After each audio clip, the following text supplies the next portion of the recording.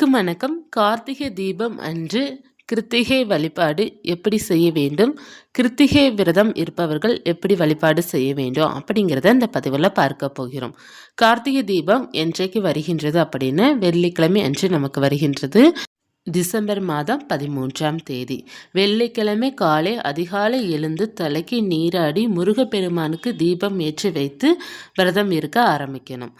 விரதம் எப்படி இருக்க வேண்டும் அப்படின்னு நீங்கள் பால் பழங்கள் எடுத்துக்கொள்ளலாம், அல்லது ஒரு நேரம் நீங்கள் சாப்பாடு சாப்பிட்டு கொள்ளலாம்.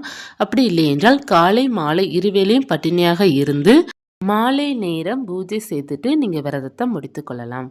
காலை பார்த்தீங்க அப்படின்னா பட்டினியாக இருக்க முடியாதவர்கள், அதாவது கார்த்திகை தீபம் இருப்பதனால் உங்களுக்கு அதிக வேலை பழுதும் உங்களுக்கு இருப்பதனால் நீங்கள் இட்லி இந்த மாதிரி சாப்பிட்டு கொள்ளலாம். பாதி அளவு சாப்பிட்டு நீங்கள் விரதம் இருக்கலாம். பால் பழங்கள் எடுத்துக்கொள்வது ரொம்ப நல்லது. தண்ணீர் நன்றாக குடிக்க வேண்டும். நீங்கள் விரதம் இருக்கிறீங்க அப்படின்னாலே தண்ணீர் நல்லா குடித்து விரதம் இருந்தாலே உங்களுடைய உடம்பு ஹெல்த்தியாக இருக்கும். அப்படி இருக்கும்போது உங்களுக்கு உடல் சோர்வு வராது. கிருத்திகை என்று விரதம் இருப்பவர்கள் குழந்தை பாக்கியத்திற்காகவோ அல்லது மற்ற வேண்டுதலுக்காகவோ, நீங்கள் திருமணத்திற்காகவோ எந்த வேண்டுதலாக இருந்தாலும் சரி, வெள்ளிக்கிழமை காலை எழுந்து சுவாமிக்கு தீபம் ஏற்றி வைத்துட்டு நீங்கள் விரதம் இருக்க ஆரம்பிச்சுட்டு சுவாமிக்கு வைக்கிற நெய்வேத்தியத்தை நீங்கள் பிரசாதமாக எடுத்துக்கொள்ளலாம். விரதம் இருந்தாலும் எடுத்துக்கொள்ளலாம். இல்லை நான் சாப்பிடாமல் இருப்பேன் அப்படின்னா மற்றவர்களுக்கு நம்ம கொடுக்கலாம். நம்ம வீட்டில் இருக்கிறவங்க யாராவது சாப்பிடலாம், அப்படி இல்லைன்னா மற்றவர்களுக்கு நம்ம கொடுக்கலாம். பால் நெய்வேத்தியம் வைத்திருங்க. காலையில் பாலில் சர்க்கரை, நாட்டு சர்க்கரை அல்லது வெல்லம் அல்லது தேன் கலந்து நம்ம சுவாமிக்கு நைவேத்தியம் வச்சிடணும். வைத்துட்டு ஒரு தீபம் காலையில் ஏற்றினால் கூட போதும். அதற்கப்புறம் மாலை நேரம் நீங்கள் கார்த்திகை தீபம் நிறைய விளக்கு ஏற்றணும். அதாவது 27 விளக்கு ஏற்றுவது ரொம்ப சிறப்பானது. குறைஞ்சபட்சம் நம்ம 6 தீபம் ஏற்றணும். 6 அகல் விளக்கு புதிதாக வாங்கிக்கோங்க. அந்த அகல் விளக்கு நல்லா சுத்தப்படுத்திட்டு சந்தன குங்குமம் பொட்டெல்லாம் வச்சுக்கோங்க. முருகனுடைய படம் எடுத்து செவ்வரளி மலர்கள் மற்றும் வில்வ இலையால் அலங்காரம் செய்துக்கோங்க. ஏன்னா கார்த்திகை திருநாள் அன்று சிவபெருமானுக்கும் உரிய நாள், அவர் ஜோதி ரூபமாக காட்சி கொடுத்த நாள் மற்றும் முருகனுக்கும் உரிய நாள். இந்த நாள் என்று வில்வ இலையால் நம்மளுடைய சுவாமி படத்திற்கு அலங்காரம் பண்ணுவது ரொம்ப சிறப்பு. இப்போ சிவன் படம் இருக்கின்றது அப்படின்னா சிவன் படத்திற்கும் வில்வ இலையால் அலங்காரம் பண்ணிக்கோங்க, முருகனுக்கும் பண்ணிக்கோங்க. பண்ணிவிட்டு நீங்கள் செவ்வரளி பூக்களால் அலங்காரம் செய்துட்டு தீபம் பார்த்தீங்கன்னா 6 தீபம் கட்டாயமாக ஏற்ற வேண்டும். 6 அகல் விளக்கு எடுத்து சந்தன குங்குமம் வச்சு நல்லெண்ணெய் அல்லது நெய் ஊற்றி பஞ்சு திரியால் தீபம் ஏற்றுங்க.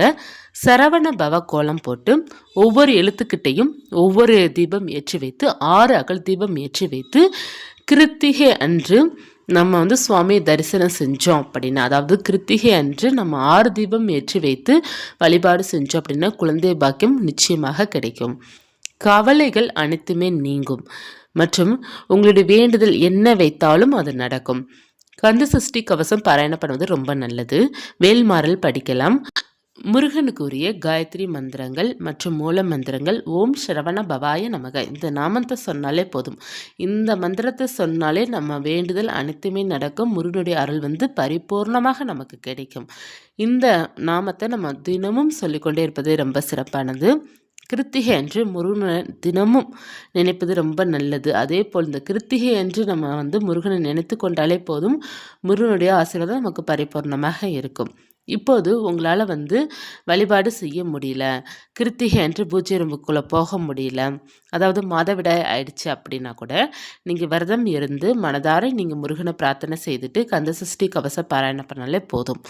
மாதவிடாய் இருக்கிறவங்க கவலையே படாதீங்க. உங்களால் விளக்கு மட்டும்தான் ஏற்ற முடியாதே தவிர மற்றபடி நீங்கள் முருகனை மனதார பிரார்த்தனை பண்ணிக்கிடலாம். நீங்கள் விரதம் இருக்குன்னா கூட விரதம் இருந்து கொள்ளலாம். இல்லை நமக்கு விரதம் இருக்க முடியாது, பொதுவாகவே பார்த்தீங்கன்னா அந்த மாதவிடாய் சமயம் ரொம்ப சோர்வாக இருக்கும் பார்த்தீங்களா, அப்படி இருக்கும்போது நீங்கள் மனசார மட்டும் பிரார்த்தனை பண்ணிக்கிட்டாலே போதும். இல்லை ஹெல்த்தியாக தான் இருக்கேன் அப்படின்னா நீங்கள் விரதம் இருந்து மாலை நேரம் நீங்கள் விரதத்தை முடித்துக்கொள்ளலாம். கந்த சஷ்டி கவசம் பாராயணம் பண்ணிவிட்டு நீங்கள் விரதத்தை முடித்துக்கொள்ளலாம். உங்களுடைய உடல் ஆரோக்கியத்தை பொறுத்து தான் இருக்கின்றது.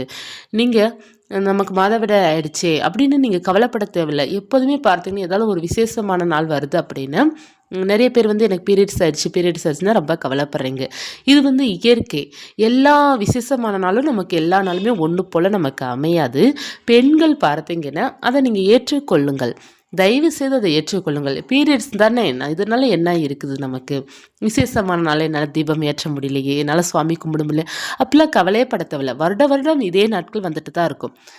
12 மாதம் திரும்ப திரும்ப வந்துட்டே தான் இருக்கு. இந்த வருடம் கார்த்திகை போயிடுச்சு அப்படின்னா, அடுத்த கார்த்திகை வரத்தான் போகுது.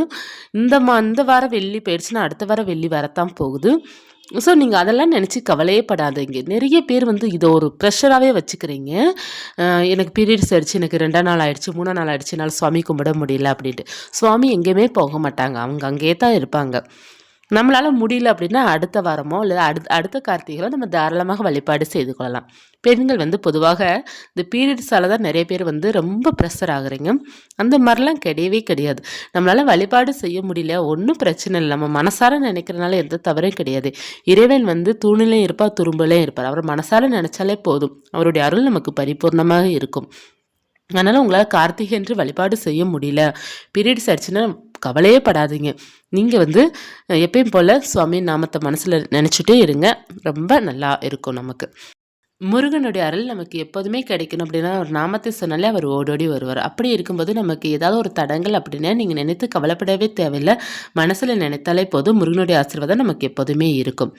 கார்த்திகை மாதம் நம்ம கிருத்திகை வழிபாடு செய்யும்போது, அதாவது இந்த கார்த்திகை தீபத்தன்று கிருத்திகை வழிபாடு செய்யும்போது நெய்வேத்தியமாக பொரி சேர்த்துக்கொள்வது ரொம்ப நல்ல பலன் கொடுக்கும். அடுத்து நீங்கள் வந்து சாதம், பருப்பு இந்த மாதிரி வைத்து சாப்பிட்ற பழக்கம் இருக்குது அப்படின்னா அந்த மாதிரி வைத்துக்கோங்க. இல்லைன்னா சாதம் 6 வகை சாதம் பண்ணுங்கள். லெமன் சாதம், இந்த மாதிரி புளி சாதம்லாம் இருக்குது பார்த்திங்களா, அந்த மாதிரி 6 வகை சாதம் வைத்து பண்ணலாம். எதுவுமே முடியல அப்படின்னா வெற்றிலைப்பாக்கு, வாழைப்பழம் வைத்து 1 டம்ளர் பால் வைத்து நீங்கள் வழிபாடு செய்து கொள்ளலாம். உங்களால் என்ன முடியுதோ அதை திருப்தியாக பண்ணுங்கள், போதும். எதுவுமே முடியலன்னா 1 டம்ளர் தண்ணீர் வச்சுக்கோங்க, போதும். அது போதும், இறைவன் ஏற்றுக்கொள்வார். எல்லாமே அவர் ஏற்றுக்கொள்வாருங்க. உங்களால் என்ன முடியுதோ அதை திருப்தியாக வழிபாடு செய்யுங்க.